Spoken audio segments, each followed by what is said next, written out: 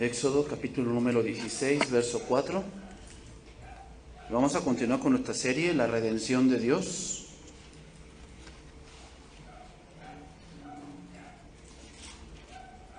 Este es el tema número 45. El tema de hoy se titula Sabréis quién es Jehová.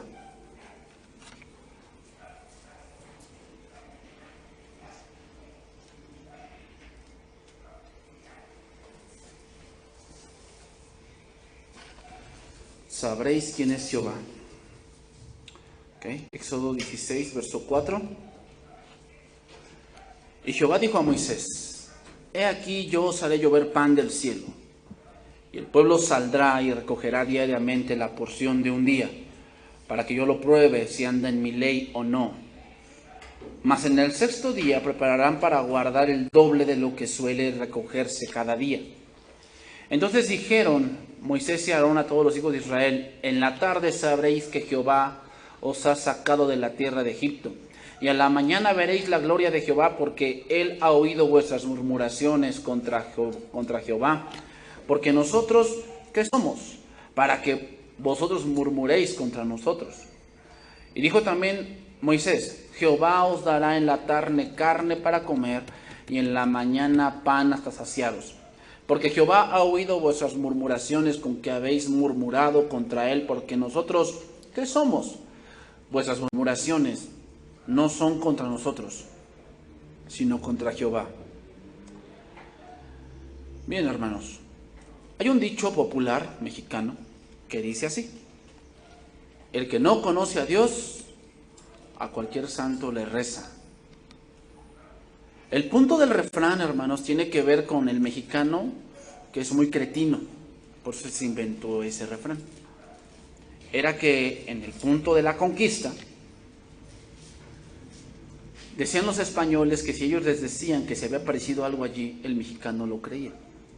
Por eso se inventó eso: el que no conoce a Dios, a cualquier santo le reza. Es decir, se cree que el mexicano no investiga, no estudia, no lee, no hace un análisis de lo que le dicen, sino que se cree lo primero que le digan. Pero no solo los mexicanos, también los cristianos son así: no investigan, no leen la Biblia, no hacen un análisis de lo que les están diciendo, y entonces piensan que todo lo que les dicen es verdad. Y cuando no hay estudio, hermanos, de la palabra de Dios, se dejan envolver por falsas filosofías. Una de las falsas filosofías que ha entrado a la iglesia por no tener un buen estudio es la confesión positiva, que se le llama metafísica. La metafísica, hermanos, estudia el poder de la mente.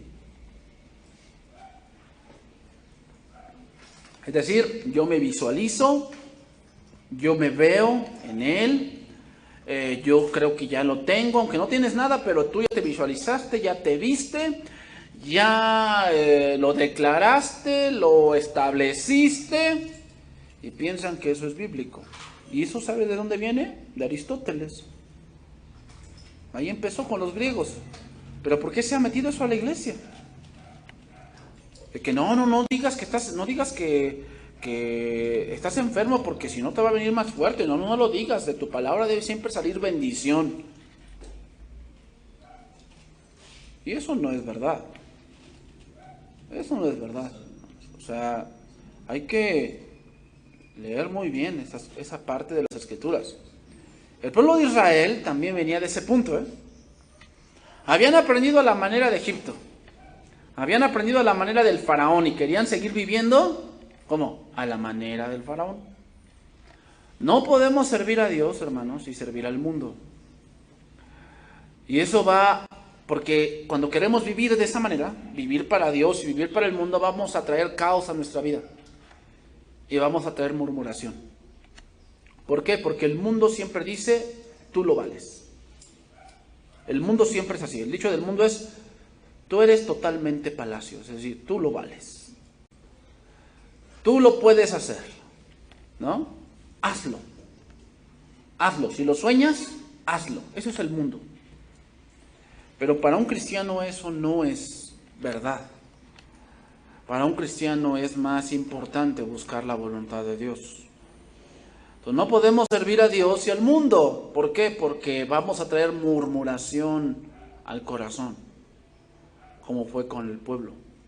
Entonces, vamos a empezar a leer. Dice 16:4. Y Jehová dijo a Moisés: he aquí que yo os haré llover pan del cielo, y el pueblo saldrá y recogerá diariamente la porción de un día, para que yo lo pruebe si anda en mi ley o no. Ya explicamos ese verso la semana pasada, pero vamos a enfocarnos en el siguiente. Mas en el sexto día prepararán para guardar el doble de lo que suele recoger cada día. Bueno, la provisión iba a ser diaria, ¿no? Y el verso 5, hermanos, nos da una sombra de lo que es Cristo. Vamos a verlo un poco.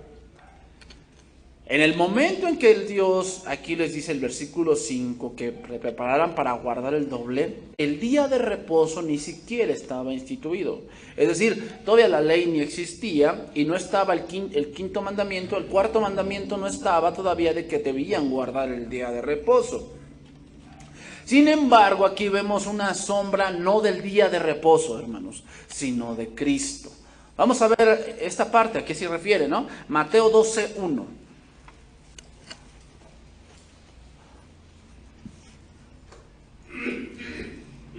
Yo, como les decía a otros hermanos, yo les decía, ¿cómo explicas este verso? Y ellos explicaron de una manera pues lógica, ¿no? No, yo he leído que esto y esto y esto, y Dios le reveló esto. Ok, sí, tienes gran parte de la verdad. Pero ahora, ¿cuál es la aplicación espiritual de eso que tú tienes ahí? Eso es lo importante. Recuerden que 1 Corintios dice que el natural no puede entender las cosas del Espíritu porque para él son locura. O sea, un natural lee eso y pues lo entiende. Ah, no, sí, toda la semana Dios les dio, pero el día sábado, o más bien el día viernes, tenían que recoger el doble para el sábado y después el domingo vendría otra vez. Bueno, eso sí lo entendemos, pero ¿cuál es la aplicación espiritual? ¿Por qué hizo Dios eso? ¿Por qué Dios les dijo que debían recoger el doble? Bueno, vamos a entender algo aquí. Dice, en aquel tiempo, Mateo 12:1, iba Jesús por los sembradíos, con los sembrados en un día de reposo. Y sus discípulos tuvieron hambre, que era lo mismo que el pueblo tenía, ¿no? Hambre. Y comenzaron a arrancar espigas y a comer. Viéndolo los fariseos le dijeron, he aquí tus discípulos hacen lo que no es lícito hacer en el día de reposo. Y él les dijo, ¿no habéis leído lo que hizo David cuando él y los que con él estaban tuvieron hambre? ¿Cómo entró en la casa de Dios y comió los panes de la proposición? Que no le era lícito comer ni a él ni a los que estaban con él, sino solamente a los sacerdotes. ¿O no habéis leído en la ley cómo en el día de reposo los sacerdotes en el templo profanan el día de reposo y son sin culpa? Pues os digo que uno mayor que el templo está aquí. Aquí cuando dice, os digo que uno mayor que el templo, se está refiriendo a toda la ceremonia del templo. A eso se está refiriendo. Cuando dice, uno mayor que el templo está aquí, es alguien que es mayor que aunque la circuncisión, que todos los sacrificios, que todo el oficio de los sacerdotes, quienes abolen el día de reposo, está aquí. Y si supieseis qué significa misericordia quiero y no sacrificio, no condenaríais a los inocentes, porque el Hijo del Hombre es Señor del día de reposo. Bueno, tomémoslo para el tiempo de Israel. En aquel tiempo no estaba instituido el día de reposo como un mandato. Sin embargo, Cristo ahí estaba. Y lo que el pueblo debía entender cuando llegara el sexto día, ¿qué debía entender? ¿Quién era su Señor? Porque el Hijo del Hombre es Señor del día de reposo. Cuando el pueblo saliese y recogiese el doble, habla de la total dependencia de Dios. De eso habla. Habla de saber quién es el que te da toda la provisión para que tú vivas.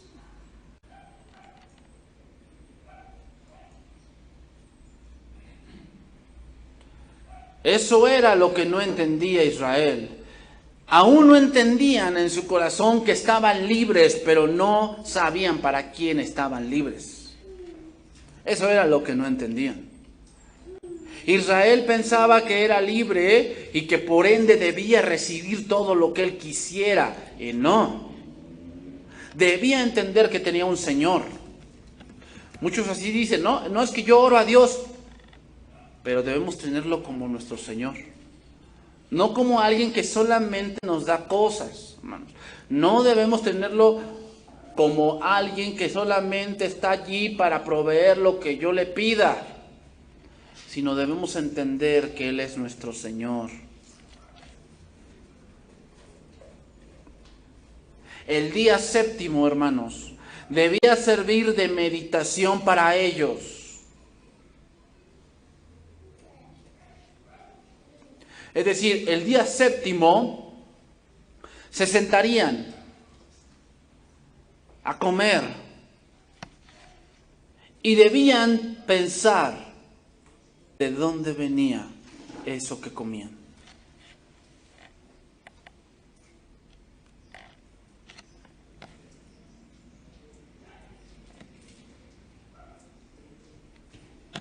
¿Por qué se le permitió a David comer de los panes que solamente era lícito para los sacerdotes?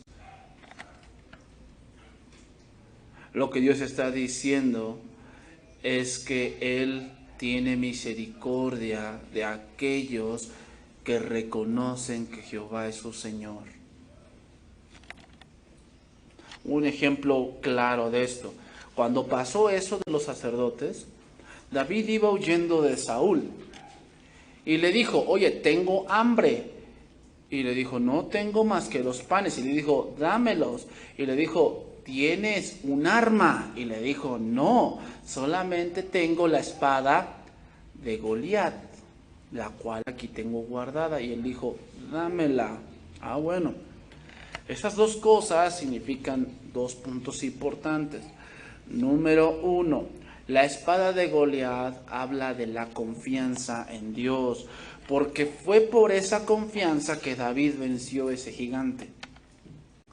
No dijo, yo cuando estaba en el rebaño venía un león y lo mataba, y venía un oso y lo mataba, y él será como uno de ellos, porque ha provocado, no a mí, sino al Dios de los escuadrones de Israel. La confianza, la fe, hermanos. Y segundo, al comer de los panes, habla de una consagración.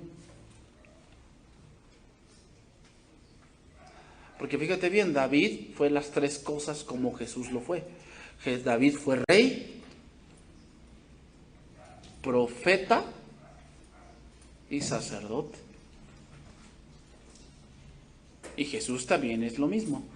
Jesús es rey de los judíos, el rey de reyes y señor de señores. Él también es que profeta y también que sacerdote según el orden de Melquisedec, ¿no? Hebreos 7.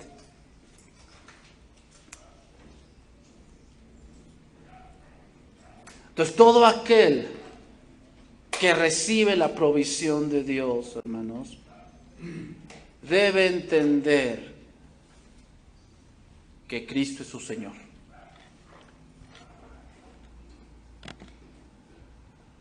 Entonces, cuando tú recibes algo, sea espiritual o material, debes entender de dónde viene todo lo que tienes. Debes entenderlo. Debes meditar.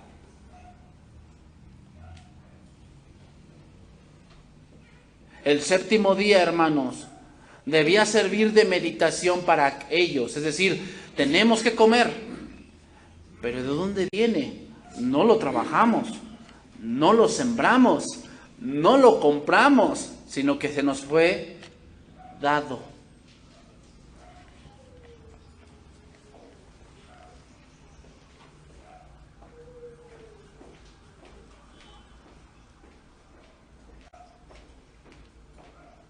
Fíjate bien, la meditación, hermanos, no es solamente memorizarte algo. La meditación viene después de la memorización. Meditar en la palabra de Dios habla de sacar lecciones espirituales para tu vida. Eso es meditar. Cuando dice la palabra, en tus leyes meditaré, habla de poner las leyes sobre el corazón. A eso se refiere.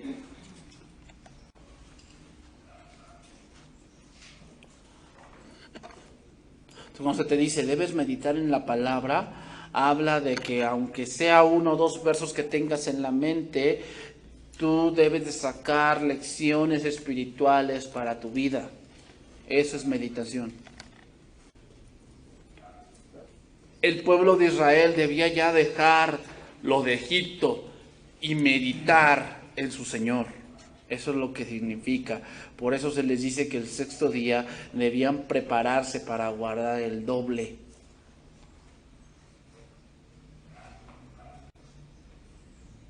Los fariseos, hermanos, en Mateo 12, habían desviado la atención de Dios y se habían centrado en lo que yo puedo hacer.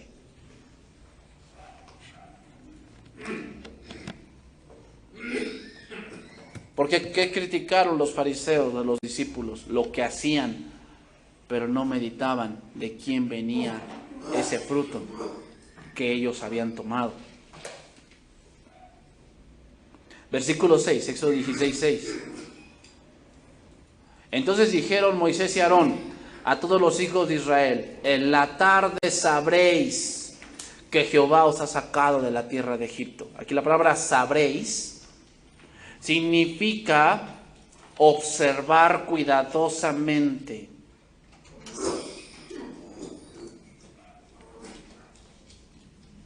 Significa ver usando una gran variedad de sentidos.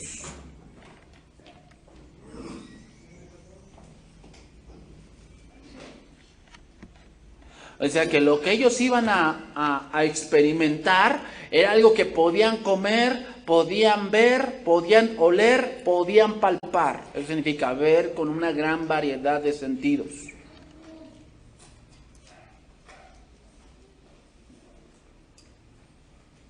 También Moisés les hace ver aquí, hermanos, que la obra de Dios no solamente es sacarte de Egipto, sino sustentarte para llevarte a la tierra prometida.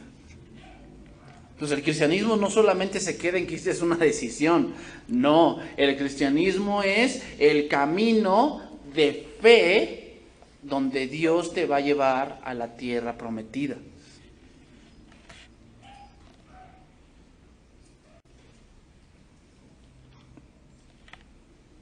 Éxodo 16, 7. Y a la mañana, dice ahí, a la mañana veréis la gloria de Jehová, porque Él ha oído vuestras murmuraciones contra Jehová, porque nosotros, ¿qué somos? Para que vosotros murmuréis contra nosotros.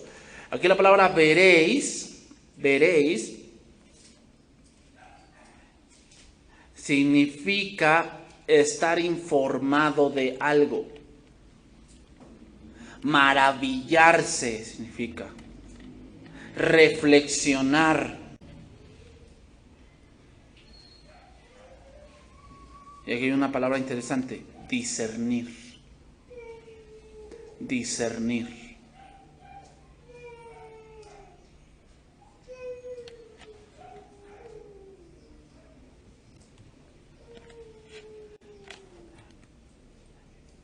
Cuando dice, y a la mañana veréis la gloria de Jehová, la frase gloria de Jehová, hermanos, hace referencia a lo que Dios va a hacer.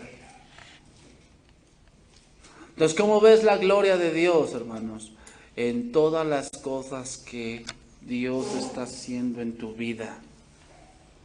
Que a lo mejor ni las trabajaste, ni las sembraste, ni las cosechaste, sino que te fue dado.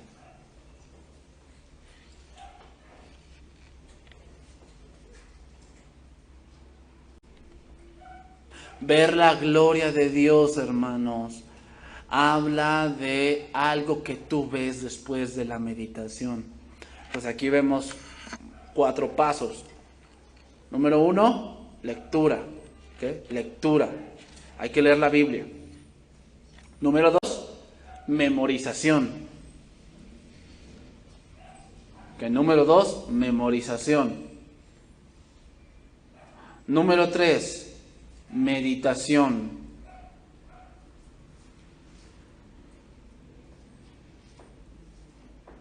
Y número 4, verás la gloria de Dios. Date cuenta con aquellos que están pasando por un momento muy crítico y que casi no vienen a la iglesia. Ve la manera en que ellos hablan.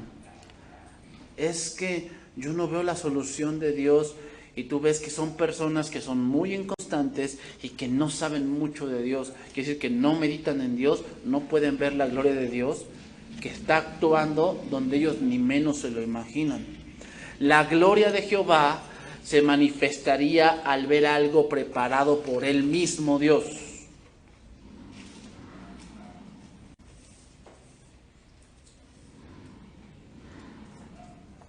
¿Quieres ver la gloria de Dios? No es solamente, no estamos hablando de milagros. Puede que veas milagros, puede que sí. Pero más la gloria de Dios se manifiesta cuando tú en tu meditación entiendes cosas que no son terrenales, sino que son espirituales. La murmuración de alguien es como una persona que es un niño espiritualmente.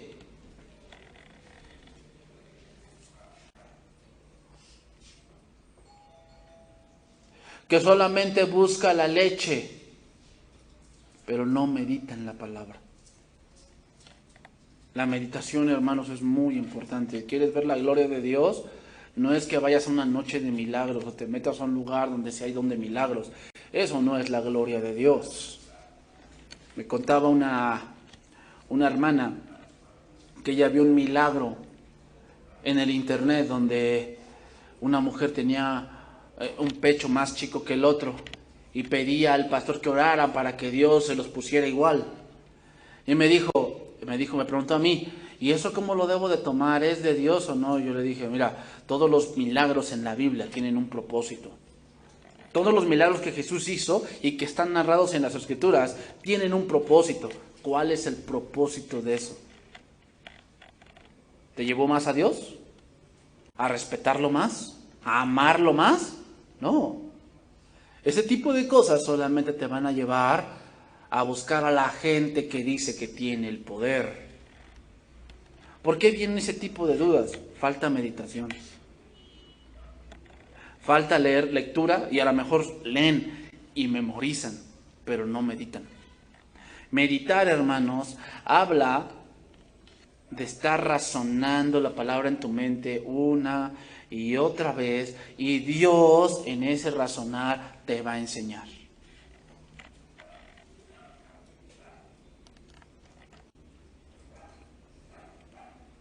Y fíjate bien, el niño espiritual lo que hace, siempre le echa la culpa a otra persona. Siempre. ¿A quién le echaban la culpa de que no tenían que comer? A Moisés. Y les dice a Moisés, ¿yo quién soy? Mira, vamos a razonar la respuesta. Moisés no tenía el poder para sacar al pueblo. ¿O sí lo tenía? ¿Lo intentó o no? Mató a un egipcio y después ¿qué hizo? Huyó. ¿Era Moisés quien de verdad los había sacado? Obvio que no.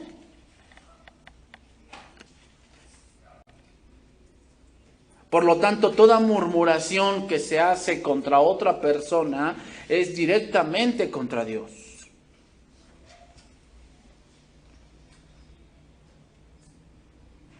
Y bien, el que murmura no se da cuenta de eso. O sea, el que se queja y el que anda diciendo cosas que no contra otra persona, no se da cuenta que no es contra esa persona, sino es contra Dios mismo.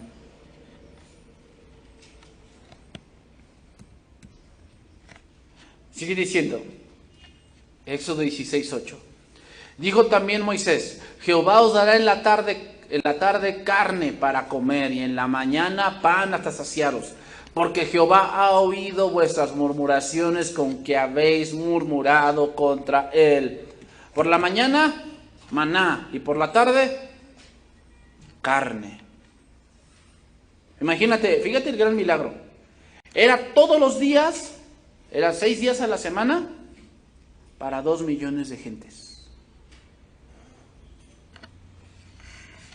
¿De dónde sacar tanto poder para sacar tanta comida?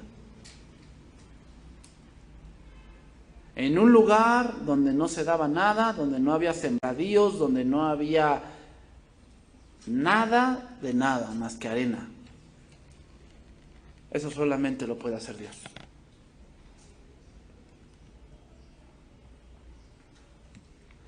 Lo voy a leer en traducción viviente. Luego Moisés añadió: el Señor les dará de comer carne por la tarde y los saciará con pan por la mañana, porque él oyó todas sus quejas contra él. ¿Qué hemos hecho nosotros? Así es, las quejas de ustedes son contra el Señor, no contra nosotros. Las quejas de Israel habían cuestionado la integridad de Dios, y no solo eso, habían puesto a Faraón por encima de Dios. Cuando tú te quejas, cuando tú dices, es que yo merecía eso, ¿por qué el Señor no me lo da? Estás poniendo tu egocentrismo y tu pensamiento terrenal por encima de aquel que es tu Señor.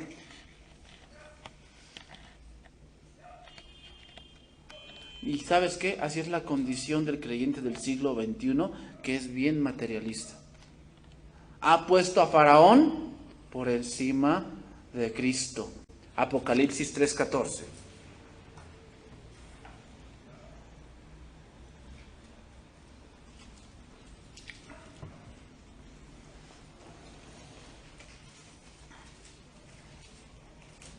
Es algo que debemos orarle a Dios, es que no nos quejemos, aún por lo que estemos viviendo, que sea muy, muy complicado, no nos quejemos. Pero ese es el síntoma del cristiano del siglo XXI, Aquellos que le dicen, dile a Dios, abre la Biblia y dile, aquí están tus promesas y tú me lo tienes que cumplir. Eso no suena a petición, eso suena a queja. ¿Por qué? Porque piensan que se lo merecen. Lo que el hombre merece es el infierno. Eso es lo que merece. Pero hoy el cristiano del siglo XXI es como la iglesia de la Odisea. Dice ahí, este es el mensaje de aquel que es el amén, el testigo fiel y verdadero, el principio de la nueva creación de Dios. Yo sé todo lo que haces, que no eres ni frío ni caliente. Cómo quisiera que fueras lo uno o lo otro, pero ya que eres tibio, ni frío ni caliente, te escupiré de mi boca. Tú dices, así son los cristianos tibios, yo soy rico, tengo todo lo que quiero, no necesito nada. Y no te das cuenta que eres un infeliz y eres un miserable. Eres pobre, ciego y estás desnudo. Hermanos, nos quejamos de la época de la edad oscura de la iglesia. La edad oscura fue cuando los papas decidieron cerrar la Biblia y solamente la iglesia o los monseñores y todos en los monasterios podían estudiarla. Pero ¿sabes qué? Hoy estamos en el mismo punto. Hoy, aunque tenemos la libertad de leerla, hay mucha oscuridad dentro de la iglesia. ¿Por qué? Porque piensan que no tienen necesidad de nada. Sigue diciendo, así que te aconsejo que de mí compres oro, un oro purificado por fuego, y entonces serás rico. Compra también ropas blancas de mí, así no tendrás vergüenza por tu desnudez. Y compra ungüento para tus ojos, para que así puedas ver. Yo corrijo y disciplino a todos los que amo, por lo tanto sé diligente y arrepiéntete, dice, de tu indiferencia. Eso es interesante. ¿Qué cosa es la indiferencia? Que no te das cuenta de dónde viene todo, simplemente te lo comes. ¿Te das cuenta cuánta indiferencia hay en el mundo? Que va y se sienta a un restaurante o vaya en su casa, se sienten a la mesa y tienen un plato de frijoles, de a lo mejor un caviar, un bistec, una milanesa, y con indiferencia se lo comen. O sea, no dan gracias, no se ponen a meditar de dónde viene todo eso, quién les otorgó, quién les bendijo. No lo sembraron, no lo cosecharon, ellos no mataron la res, ellos no hicieron un animal, sino que les fue dado.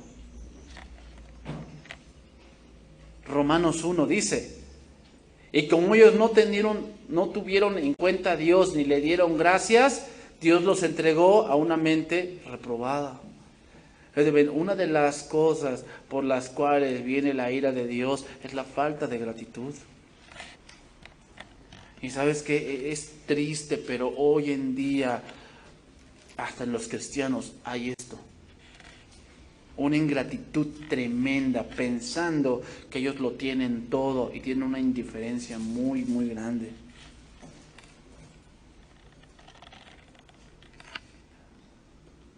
O sea, si te llega algo para vestir, eres agradecido. Porque a veces agradecemos cuando estamos en una enfermedad grande y Dios nos saca. Y tú dices, no, pues sí, gracias Señor. Pero agradeces cuando te llega el dinero para que pagues tu luz, para que pagues a lo mejor tu internet. Das gracias a Dios. Que hay gente que no tiene, y que en verdad no tiene. Das gracias a Dios porque te llegó, no sé, para pagar la mensualidad de algo. Porque no lo cosechaste, ni lo sembraste, ni tú lo produjiste. Te fue dado. Muchos hoy en día se quejan y cuestionan el poder, la integridad, la santidad y hasta el amor de Dios. Lo cuestionan. Lo más triste de todo es que cuando reciben la sanidad, la salud, cuando reciben el trabajo, cuando reciben la solución a alguna situación en sus vidas, obviamente por la gracia de Dios, no dan gracias, sino que piensan que se lo merecen. Piensan que son muy dignos de recibir aquello que viene a sus vidas. La carne, hermanos, y el maná vinieron por causa de las quejas.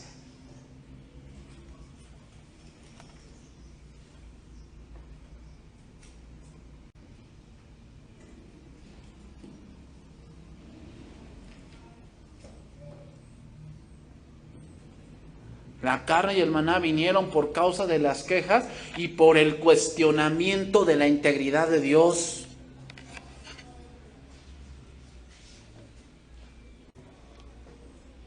Aquí viene algo interesante. El Señor no les concedió alimento simplemente porque se quejaron, Porque vamos a ver más adelante que en una de tantas quejas dice que aún estaba la carne en sus dientes y los empezó a eliminar.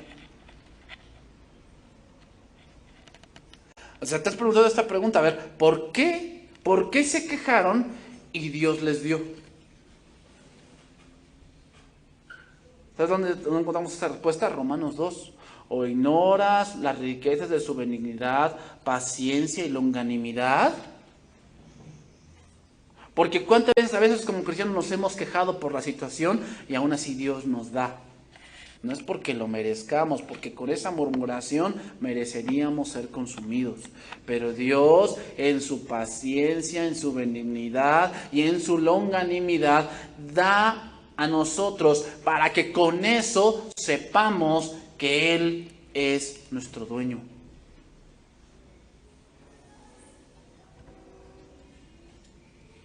Porque no habían murmurado contra Moisés, sino contra Jehová. ¿Qué quiere decir? Que cuando un cristiano murmura contra su autoridad, pensando que él no hizo lo que él debía de hacer, no murmuras contra tu autoridad, murmuras contra Dios. Y a veces con todo eso Dios te concede algo bueno. ¿Por qué será? ¿Porque eres el consentido? ¿Porque tu queja estuvo bien fundada? ¿Por eso? No, porque Él espera que en esa muestra de paciencia, benignidad y longanimidad tú reconozcas quién es tu Señor. Así lo dice también Romanos 2. Sabiendo que esa paciencia te produce arrepentimiento. Entonces aquí es algo muy interesante. Dios les concede carne y pan, pero no era porque su queja estaba bien fundada, sino porque habían cuestionado la integridad de Dios.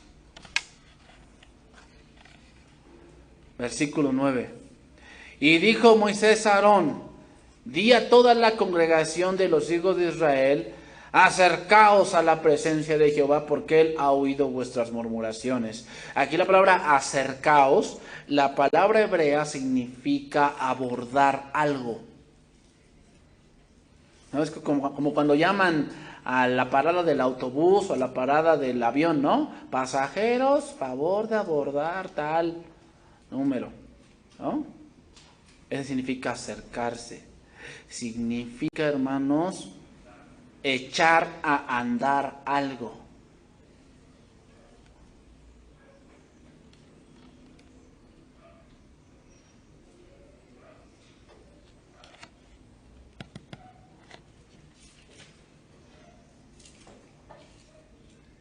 Y esto implicaba dos cosas. Número uno, debían reconocer su posición de quejumbrosos.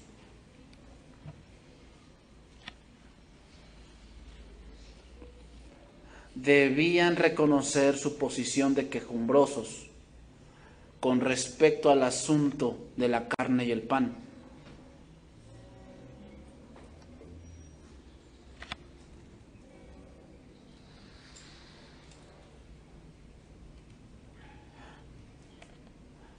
Sigue diciendo ahí, dice, porque él ha oído vuestras murmuraciones. ¿Qué quiere decir esto? Quiere decir que lo hacían en secreto. Se quejaban en secreto entre todo el pueblo, lo hacían de oído en oído hasta que llegó a Moisés. La queja y la inconformidad del pueblo. Fíjate bien. ¿De qué habla esto? De que cuando hay una queja y una inconformidad y cuando no nos arrepentimos, Dios va a sacar a la luz eso. La inconformidad de aquellas gentes que no están de acuerdo con el gobierno de Dios. Porque no era el gobierno de Moisés, era el gobierno de Dios.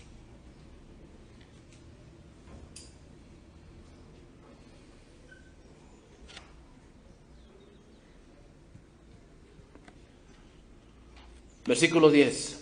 Y hablando Aarón a toda la congregación de los hijos de Israel, miraron hacia el desierto y aquí la gloria de Jehová apareció en la nube. O sea, ¿te imaginas? Estamos hablando en la asamblea, estamos diciéndoles: Jehová les va a mostrar su gloria porque ustedes han sido quejumbrosos, se han quejado, han cuestionado a Dios y Dios les va a mostrar que Él es su Señor.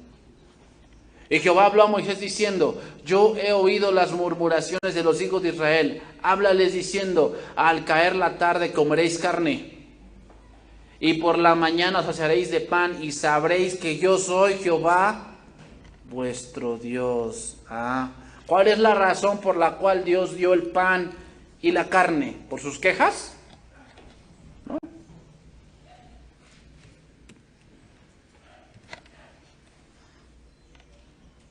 ¿Por qué Dios lo dio? Para que sepan quién era su Señor.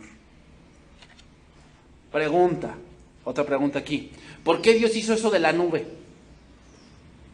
¿Por qué Dios mostró su gloria en la nube? La respuesta es: para respaldar a sus siervos.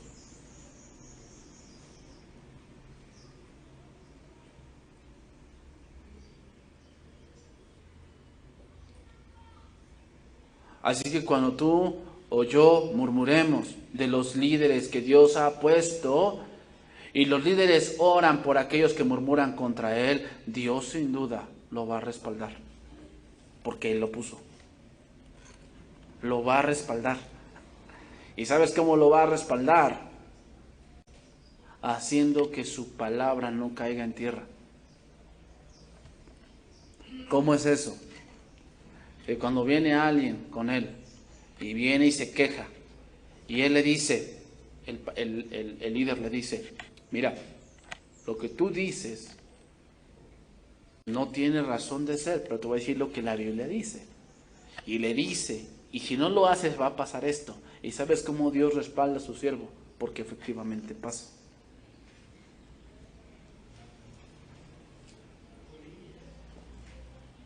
¿Cómo Dios respaldó a Samuel?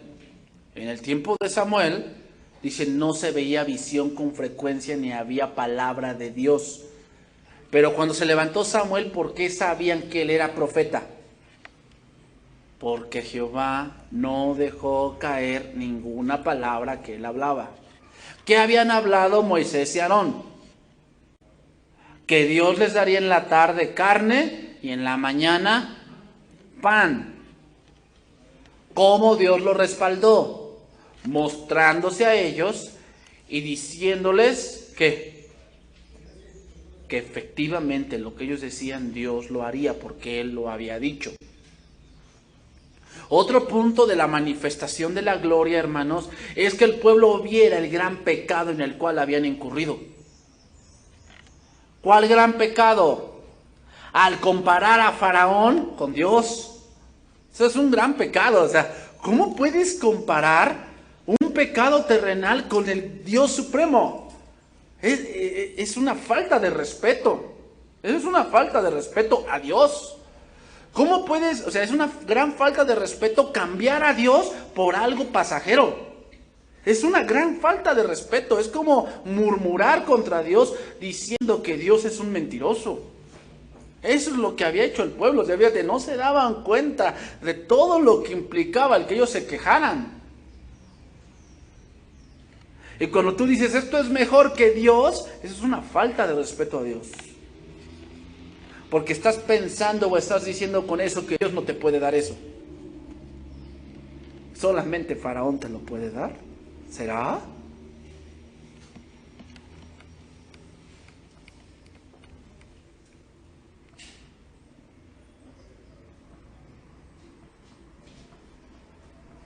El pueblo era tan ciego, hermanos, y tan corto de vista que decían que eran Moisés y Aarón quienes los habían sacado de Egipto cuando ellos eran unos simples hombres.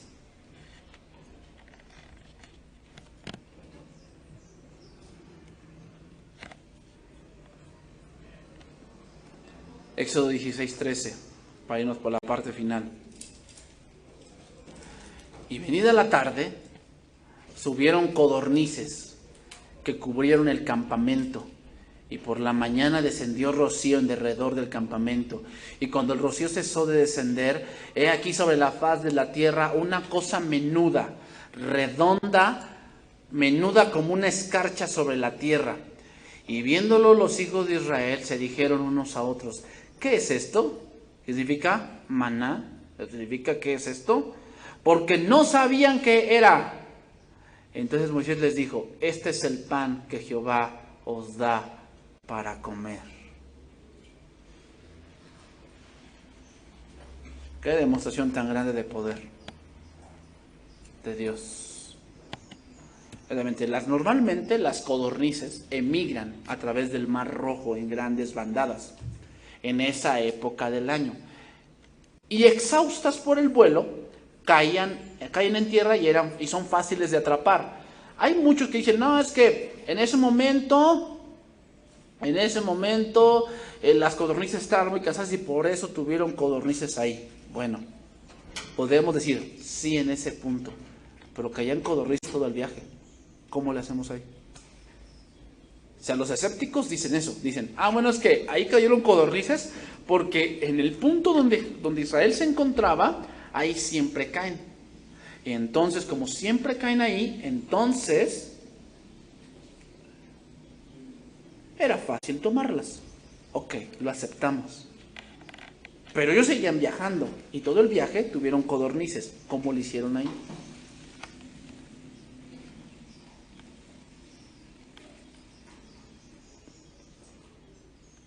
Dios, fíjate, les dio un banquete por la noche con un plato exquisito. Tomaron codornices o carne, ¿hasta cuándo? Hasta que no pudieron más. Eran tal la cantidad de codornices que podían tomar al gusto del cliente. Fíjate nada más el poder de Dios. ¿Por amor a quién? A su nombre de Él. Para que vean que yo soy su Señor y les voy a dar hasta que se llenen. Hermano, cuando tú comes y te sientes satisfecho, de verdad te sientes satisfecho, y dices, ay, ya no me entra más. No te olvides quién es el que permite eso en tu vida, que te sientas satisfecho. Ese es Dios. Otro punto, hemos dicho que las codornices emigran, pero hay que decir algo. Y es que cuando el Señor dijo que vendrían, inmediatamente empezaron a caer. Y no solo esto, sino que cayeron en el campamento. No tuvieron que ir a buscarlas. En el campamento caían codornices. ¿Te imaginas ese gran milagro? Que ves la gloria de Dios y les dice, les voy a dar carne, y inmediatamente empiezan a caer codornices a tus pies. No les fue sembrar, ni las cazaron, ni pusieron redes. ¿Qué pasa? Les fue dado. Eso es muy importante, hermanos. Las cosas que tenemos son dadas por Dios. Y debemos reconocer quién te las da. Dios les dio el maná. El maná, hermanos, era un alimento de fuerte poder nutritivo. Tanto que no tenía necesidad de otra cosa. O sea, era tal el maná que esto nos habla de que el maná llenaba todas las necesidades. Esto nos habla que Cristo es el que puede llenar todas las necesidades del hombre. Te voy a decir lo que dicen los escépticos acerca del maná. El maná, ellos dicen que en el lugar donde viajaba Israel había unos árboles llamados tamariscos, que dejan caer al suelo unas bolitas de una sustancia semejante a la miel. Ellos dicen que no hay duda de que esta sustancia tiene que ver con el maná encontrada por los israelitas. Sin embargo, el maná que se describe en las Escrituras no solo se encontraba aquí, donde existen los tamariscos, sino también durante 40 años lo recogieron.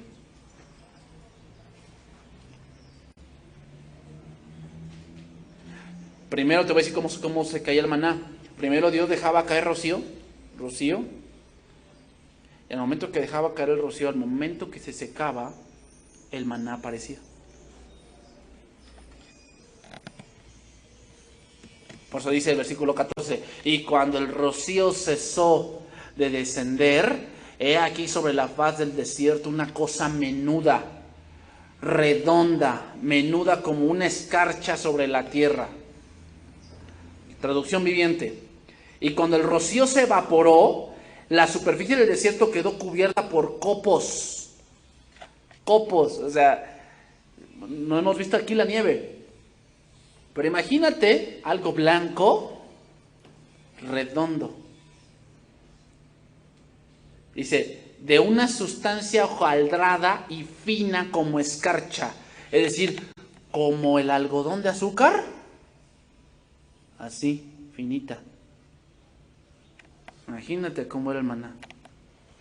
Asaf en el Salmo 78 le llama que era pan de nobles. O sea, pan de ángeles. Así le llamó Asaf, ya que descendía del cielo. No lo sembraron, no lo trabajaron, no lo cosecharon, les fue dado.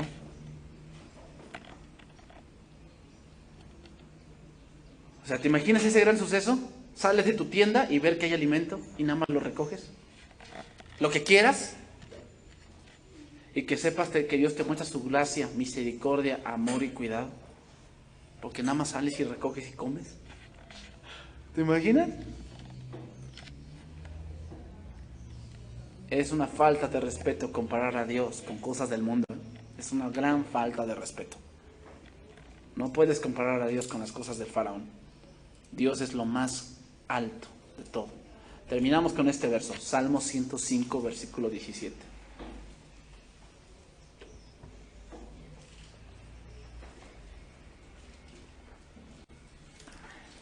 Salmo 105, verso 17.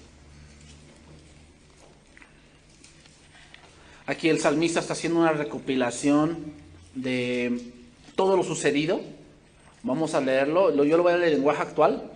Esa parte del Salmo no lo vamos a leer todo. Vamos a leer a partir del verso 17. Dice ahí, Salmo 105, verso 17. Pero él ya había dispuesto que nos salvara a José, a quien antes sus hermanos habían vendido como esclavo. Los egipcios humillaron a José y lo tuvieron encarcelado hasta el día en que se cumplió lo que él ya había anunciado. Ese día Dios dejó en claro que José había dicho la verdad. Entonces el rey de Egipto, que gobernaba muchos pueblos, ordenó que liberaran a José y fue puesto en libertad. El rey le dio autoridad sobre todo su pueblo y sobre todas sus posesiones. José se dedicó a enseñar a los consejeros y ayudantes del rey y a compartir con ellos su sabiduría. Nuestros abuelos fueron a Egipto y allí les permitieron vivir. Dios hizo que aumentara nuestro pueblo y lo hizo más fuerte que sus enemigos, pero los egipcios nos odiaron y maltrataron. Dios envió entonces a Moisés y a Aarón, sus ayudantes favoritos. Y de allí en Egipto ellos hicieron grandes milagros. Dios envió sobre el país una gran oscuridad, pero los egipcios no hicieron caso de toda esta señal maravillosa. Dios convirtió en sangre los ríos de Egipto y así mató a sus peces. Todo Egipto se llenó de ranas. Había ranas hasta en el palacio. Les dio una orden y todo el país se llenó de moscas y de mosquitos. En vez de lluvia, Dios les mandó granizo y con sus relámpagos le prendió fuego al país. Y por todo Egipto Dios derribó viñas e higueras e hizo astillas los árboles. A una orden suya vino una plaga de saltamontes que acabó con los frutos del campo y todo lo verde quedó seco. Dios hirió de muerte a los mejores jóvenes de Egipto. En todo el país murió el hijo mayor de cada familia. Versículo 37. En cambio, a nuestros abuelos los hizo salir de Egipto, cargados de plata y de oro, sin que nada se los impidiera. Cuando ellos salieron de Egipto, los egipcios se alegraron, pues los tenían mucho miedo. A nuestros abuelos, Dios los protegió con una nube y de noche los alumbró con fuego. Ellos pidieron comida y Dios les envió codornices. Calmó su hambre con pan del cielo. Partió una piedra en dos y brotó agua como un río que corrió por el desierto. Dios nunca se olvidó de la promesa que él mismo había hecho a Abraham, su servidor. Entre cantos y gritos de alegría, nuestro Dios sacó de Egipto a su pueblo elegido, para darle como propiedad las tierras de otros pueblos. Nuestros abuelos se adueñaron de las tierras cultivadas por otros, pero Dios les puso como condición que respetaran y practicaran sus mandamientos y sus leyes para que lo alabaran por siempre. Dios da. Dice, los hizo entrar a una tierra que nunca las cultivaron ellos. El sentido de que cuando entraron, comieron de los frutos que ellos no habían trabajado, les fue dado. ¿Cuál es la condición? Que respetemos y practiquemos sus mandamientos. También Dios nos ha dado muchas cosas. Y si somos fieles, hermanos, Dios nos dará más. ¿Cuál es la condición? Que guardemos y respetemos sus mandamientos. Esa es la condición. Dios nos ha dado mucho y nos puede dar más. Hasta saciarte. ¿Cuál es la condición? Que respetemos y guardemos sus mandamientos. Amén. Que Dios bendiga su palabra, hermanos.